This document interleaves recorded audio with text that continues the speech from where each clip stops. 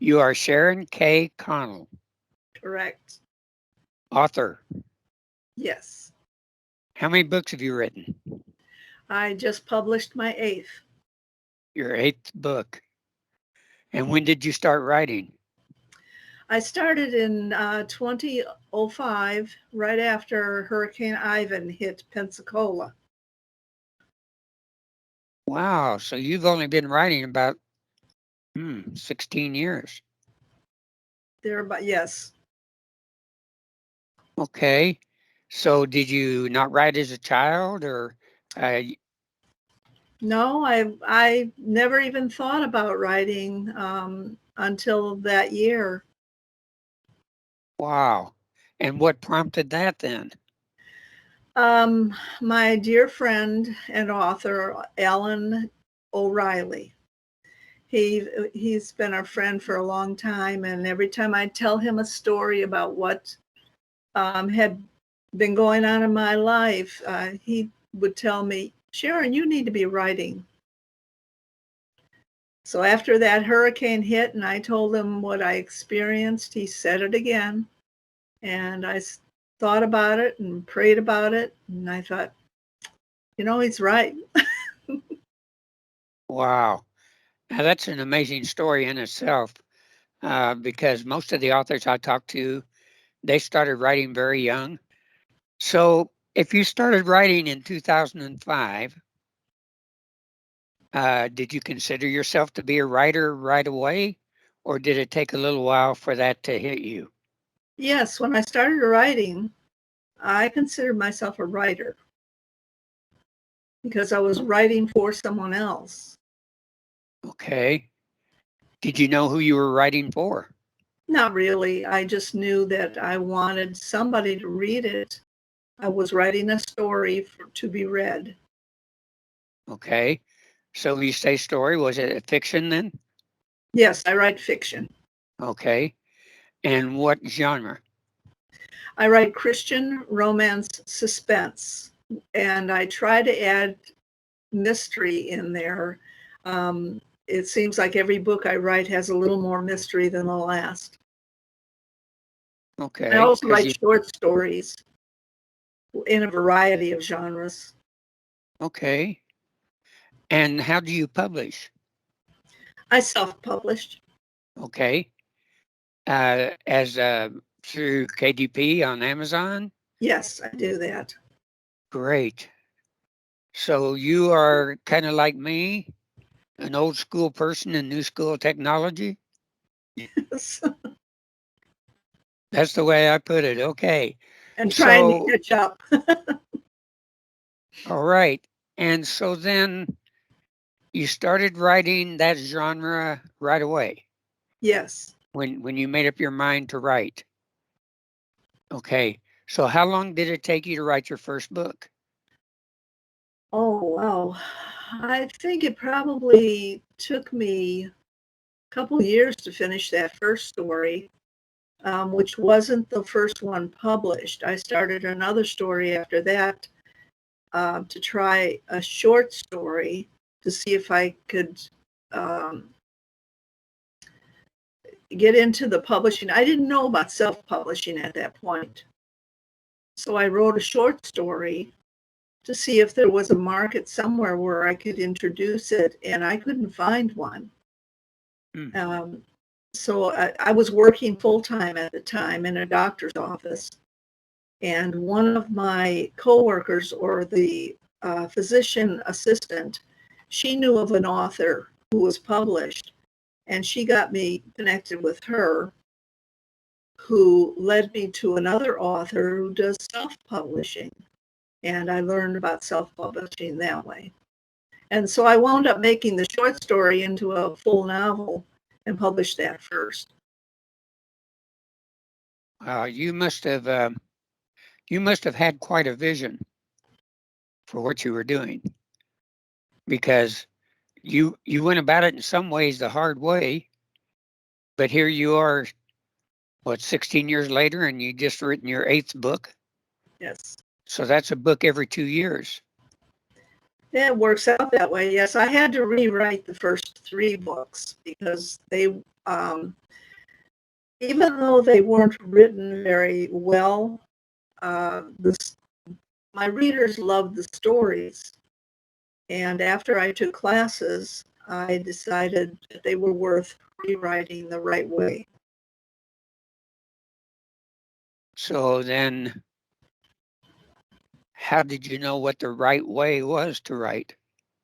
Oh, doing a lot of reading, doing a lot of reading books on reading, getting involved with authors. I joined the American Christian Fiction Writers Group. It's a worldwide, I mean, it's American, but they have authors and writers from all over the world. And I joined their critique group, and they gave me a lot of good advice. I would say that you are definitely a pioneering woman, because you just took the bull by the horn and wrote it. And so, well, then some of the questions I was going to ask you, let me put those aside and let me look at my other questions here. Let me first say that I pray before I write, so it's more God's leading than my pioneering. You know, it's interesting, though, to think about God writing romantic mystery. I mean, And he suspense. created it. He created Well, it, and I tell people all the time that he's an author. yes. And if you read the Bible, there's a lot of not so much romantic, but romance in it. There's a lot of suspense. There's a lot of mystery. There's all kinds of things in there. There isn't one plot that you can find in a book that isn't in the Bible somewhere. Wow, that's very interesting. I've been a Christian for about 50 years, and I'm still learning about God and how he operates. And I guess I will be till, well, it's never going to end. Right. I've been a Christian Okay, since 1958. so you're 12 years older than I am in the Lord. 1958.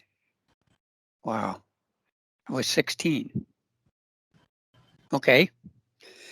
All right. So then, when did you consider yourself to be an author? Once I published. Okay. So then that's the difference that you see between a writer and an author, is whether they're published or not. Yes, whether they're published online or um, whether it's a book, an article that they've written for some magazine, or if it's an online magazine. I write online magazine articles too. Hmm. Are there any books or authors that inspired you to write, other than the person that kept telling you you need to write? Well, I've always admired Jane Austen, Mhm. and she's, the romantic author that I admire. And I just can't say enough about J.R.R. Tolkien. Oh, right. He's amazing. Right. So do you look in the mirror and see an amazing author? Oh no, I'm just me. Well, I don't I set think, myself up for that. I just, I'm just somebody who writes, loves to write for the Lord, and loves to write for readers. that's great.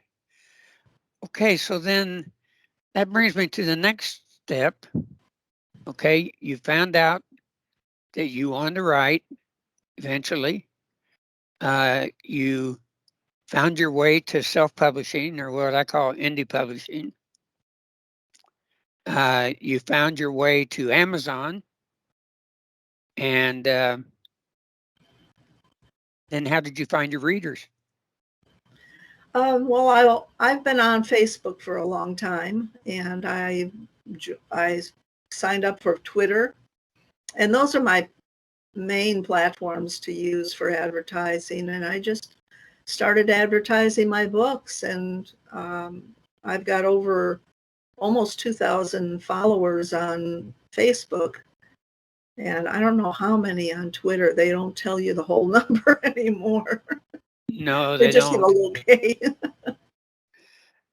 Boy, you are a very inspiring person. Because I work with authors every day, all day.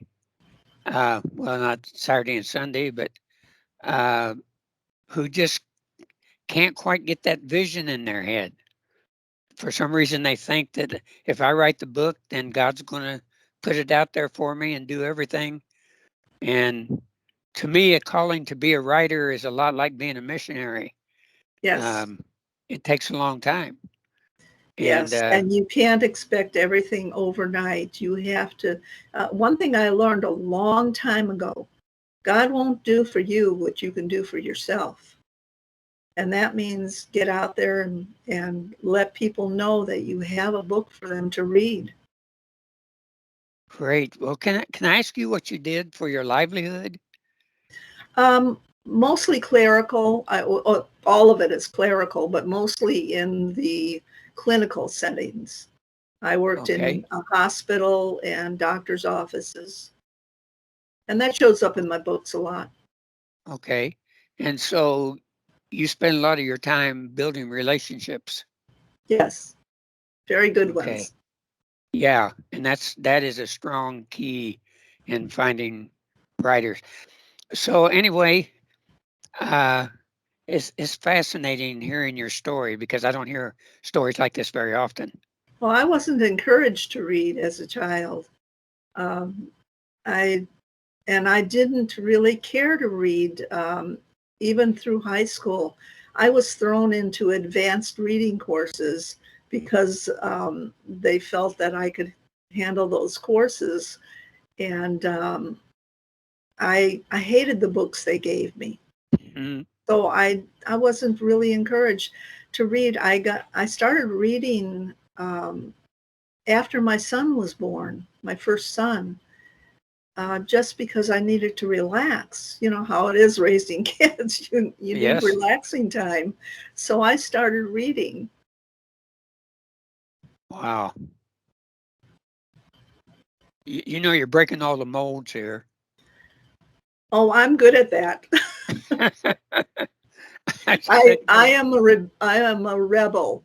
I'm Irish and I'm a rebel. Okay. I'm a renegade. Um, so, okay. So I know when you published your first book. Um, Looking at it now, do you see your writing as a calling? Oh yes. Okay. I see it as a calling, a ministry, and a profession. Okay. And so You when can't did you really? separate them. I'm sorry. You can't separate them. Not really. Not really. So did you consider it a calling from the very first one, or did Well, it come yes, later? once I realized I was supposed to be writing, I knew that the Lord had prompted Alan to keep after me. That's what it takes. Okay. So then, how has writing and being an author changed you? I don't think it has. I'm still the same person I was before I was writing. Um, I love to kid around. I love people, and I just I'm just me. Like I said, I'm just me. I can't get in your head and see, so I have to take your word for that. But Oh, people are always telling me what a good sense of humor I have, and I mean that hasn't changed at all, and it shows up in my stories too. well, no, it probably enhanced that. So I hope so. do you speak, or is it strictly writing and social media? I used to speak. Well, I have spoken in front of groups. I've been spoken to small groups and medium-sized groups, but not about writing. Not That about writing. hasn't come yet. I mean, I would love to, because I'd love to do anything I could do to help writers. But that most of my speaking is online on Facebook. I Well, run a Christian writers and readers group forum. okay. Well, the thing is that you have all the tools right in front of you to go around the world with talking to young writers if you want to do that. And I encourage people to do that. We've never lived, in my opinion, in such an exciting time. In fact, Matthew 24:14 says that the gospel go in all the world before the end comes. Uh-huh. And I never could understand how that was going to happen until the internet came along. And then I thought, wow, this is it. In my lifetime, this can actually happen. And so, Well, the um, missionaries started that too. I mean, they went everywhere. well, they did. And That's now we true. do it in our books. Right. We do. And we do it right from our homes. Okay. So then, what would you say is the most difficult part of writing and publishing? Um, I laugh when you said that, because the most difficult part for me is weasel words. Weasel Those words. those little words that keep sticking into your writing without you realizing it, because we use them every day. But when you put them in a book and a story, they get monotonous if you keep running into them. Words like just and uh, That. big and Yeah. very. Yes. So that's changed you then. It probably affects maybe the way you talk now. I don't think it affects the way I talk, but it makes me more careful when I'm writing. Okay. That's good enough. All right. Then, if you were looking at it, you 40 years ago, and you said to yourself, I'd like to write, what advice would you give yourself? I would say, if you got a story and you get it down, don't worry about the spelling or the editing or how it sounds. Just get the idea of the story down from beginning to end, and then go back and polish it up. Um, It's good uh, advice. let's see. I'd say ignore the people that tell you you can't do it, Hmm. because if God gave it to you to do, you can do it with His help. That's right. And don't expect to be the next great author, Jane Austen or one of the more modern authors. They're far and few between. They chance upon it, and somebody will read what they wrote and say, "Hey, we need to promote this person." But there's so many writers out there now that that's probably not going to happen. Just do the best you can. Do the best you can. That's right. Mhm. Let's get down to your latest book. What is it? And Connell's Secret. okay, you told me how to pronounce that and I practiced it, but I thought, no, I better let her say it. I had to practice it myself because the Hawaiians have certain sounds for certain vowels. And I was saying them all wrong before I did. In my research, I found out that they had certain sounds for those vowels. And after saying it wrong for so many months, I had to retrain myself. Wow. So say it again for me. Ko'olau's Secret. Okay. So Allow is a person. I have a picture of the cover. I don't have my book yet, but I have a picture of the cover. Let me see if I can get it where it's not reflecting. There we go. Yeah, that's okay. Beautiful. So There's the you're back. There's all the back right. of it Yes. and the spine. And if Looks, you, let's see, there we go. It's one big picture. And that mountain back there is Ko'olau. oh, I see. So it's a mountain secret. Yes, it's a mountain on Oahu.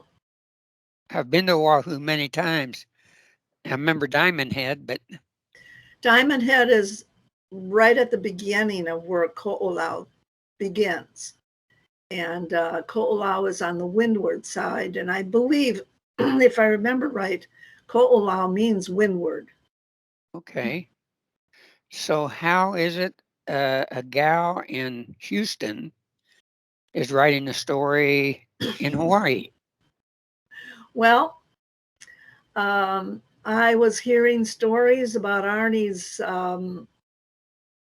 days on Oahu in the Army for as long as I've known him.